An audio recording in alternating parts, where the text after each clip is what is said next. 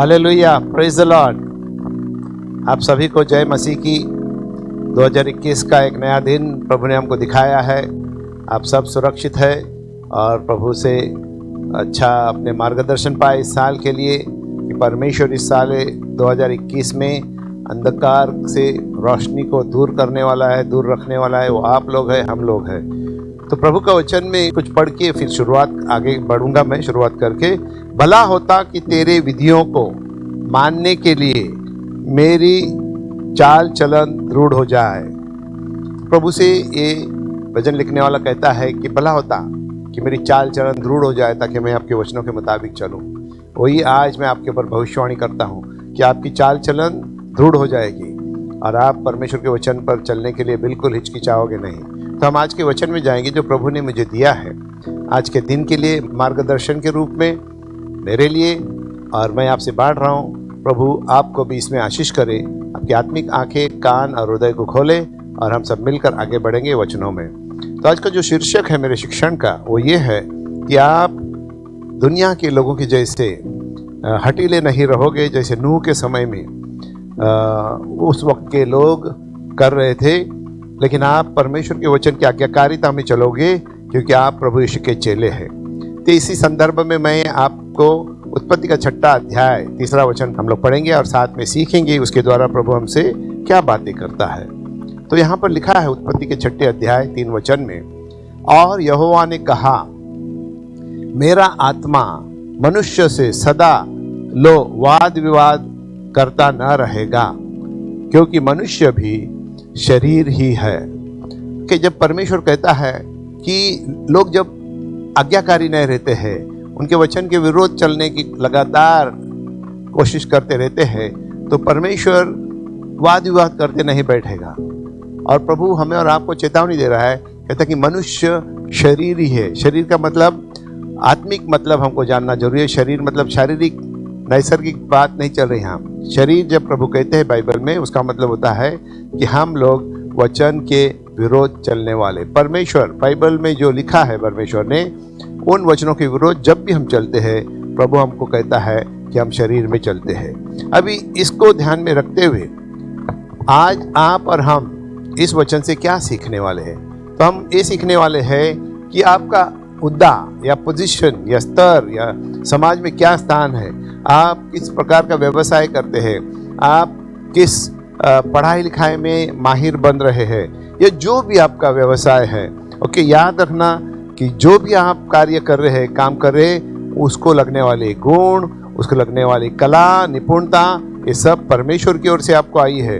तो फिर उससे क्या हो जाता है कि हम हमारे रोजी रोटी के कमाते हुए हमारे परिवार के लिए इन बातों का हमेशा याद रखेंगे। परमेश्वर को हमेशा दुआ देते रहेंगे, धन्यवाद देते रहेंगे कि प्रभु ने आपको वरदान दिया है ताकि आप आपके परिवार को संभालने के लिए रोजी रोटी कमा सकते हो। कि जब इस प्रकार से नम्रता का और एहसान भरा जीवन हम जीते हैं, आप जीते हैं, तो लगातार फिर परमेश्वर के वचनों को मानने में दिक्कत नहीं होती। जैसे हमने पढ़ा नूह के समय के लोगों के बारे में, प्रभु कहता है मैं इनके साथ अभी वाद विवाद नहीं करूँगा। इनको बोल बोल के मेरे लोगों को भेज के उनको बोलने को लगाया। नूह 120 साल तक उनको बताते गया, क्योंकि वो जहाज जो परमेश्वर ने उसको बांधने को लगाया वो ऐसी जगह पर था, वहाँ कभी पानी नहीं आया था, कभी नदी नहीं है नज़दीक, कहीं समुद्र नहीं है, कभी पृथ्वी पर अभी तक बारिश भी नहीं हुआ था।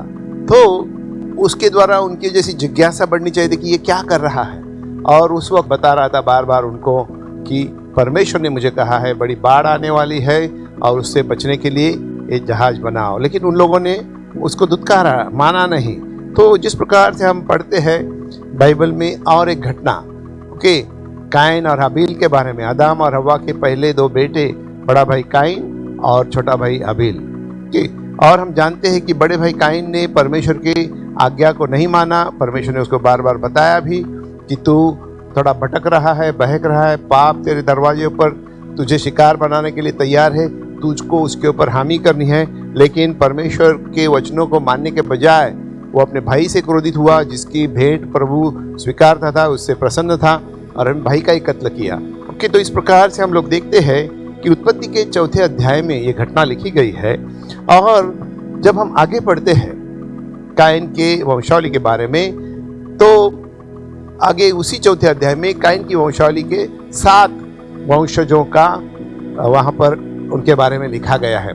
7वीं पीढ़ी के बाद कायन के वंशजों का कोई नामो निशान नहीं।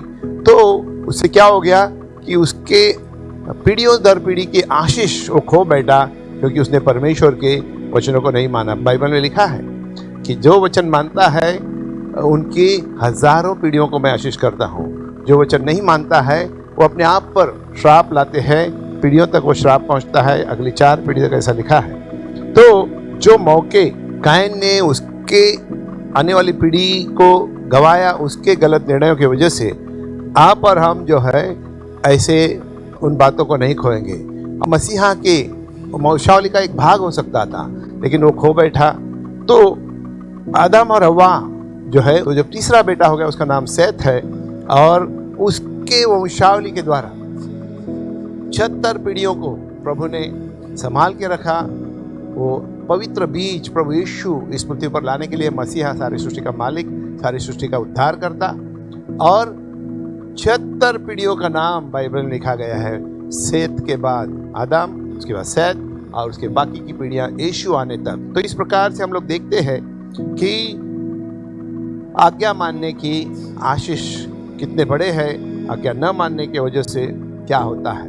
अभी ये जो है कायन, उसको परमेश्वर ने बताया था। हम लोग कुछ सीखेंगे थोड़े गहराई में जाके, ओके, कि कायन को प्रभु ने बताया था कि तू अगर सही प्रकार का भेंट लाए मेरे पास, तो क्या तेरी भेंट स्वीकार नहीं जाएगी।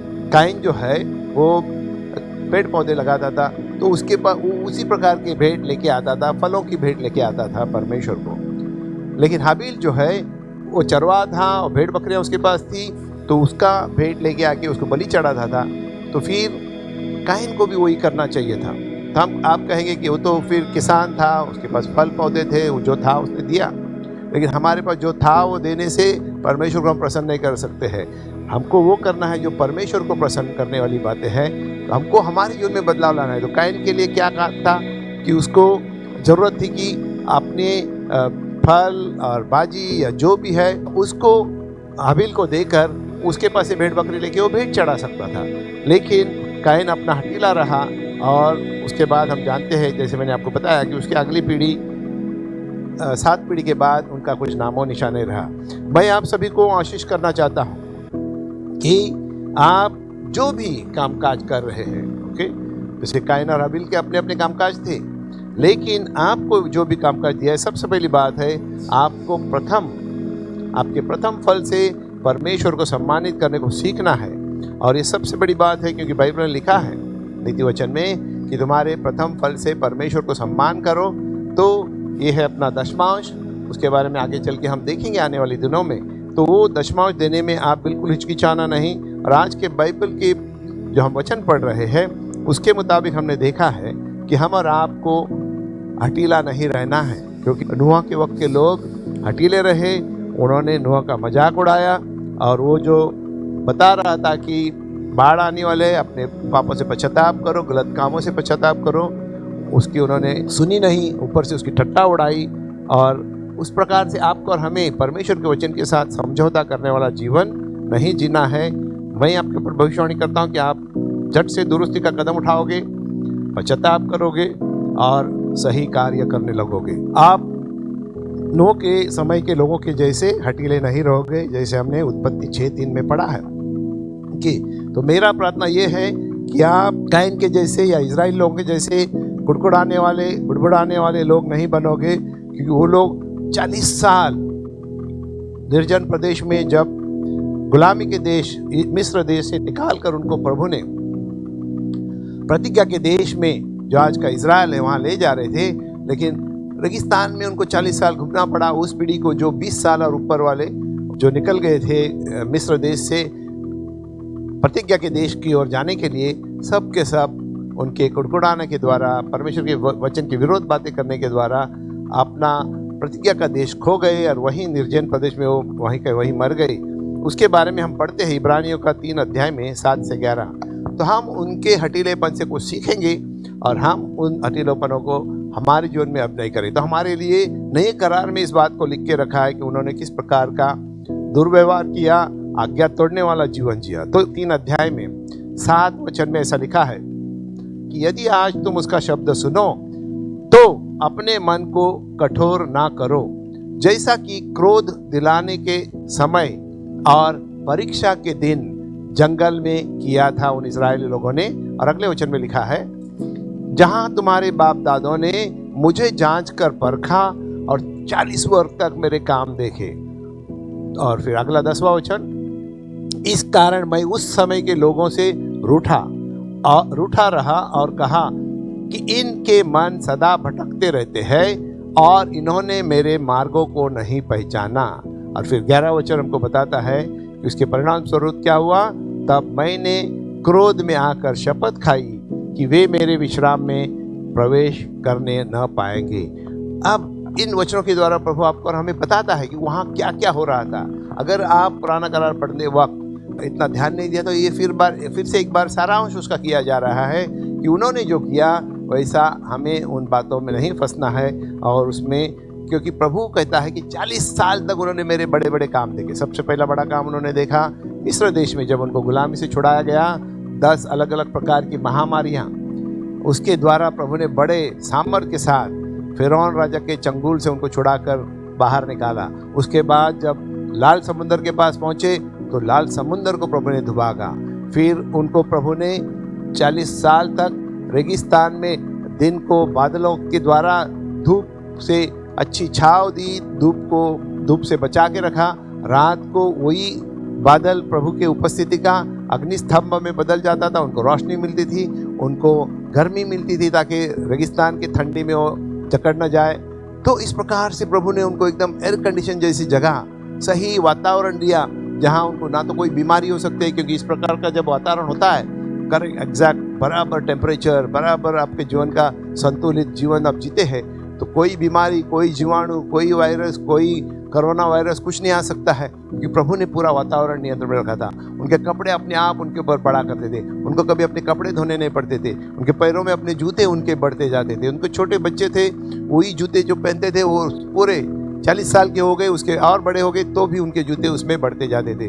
और क्या चाहिए कि प्रभु ने इतने बड़े चमत्कार करके उनको दिखाए, उसके बावजूद भी उन लोगों ने बलवा किया। ऐसे हम लोग पढ़ते हैं। फिर उसके वजह से प्रभु ने क्या किया, मैंने क्रोध में आकर शपथ खाई कि वे मेरे विश्राम में प्रवेश न करेंगे। मेरी प्रार्थना ये है आज का वचन सुनने के बाद आप जरूर प्रभु के विश्राम में प्रवेश करोगे और आप जो है इस आने वाले 2021 साल में, जस ये शुरुआत के दिन है, आप बहुत ही समर्पित जीवन जियोगे, अधीनता का जीवन जियोगे और परमेश्वर जो उजाले को अंधकार से लगातार इस साल अलग करने का उन्होंने शुरुआत किया है, भविष्यवाणी के रूप में वचन दिया है, उसमें आप पूरी रीति से उसका फायदा उठाओगे और अंधकार से आप दूर बने रहोगे, क्योंकि वचन की आज्ञाकारिता के द्वारा। तो हम अभी सारांश में इन सारे वचनों का प्रार्थना के रूप में मैं आपके ऊपर भविष्यवाणी के रूप में नूह के दिनों के लोग या इजरायली लोग जो निर्जन प्रदेश में बर्ताव करते उस प्रकार का आप जीवन नहीं जियोगे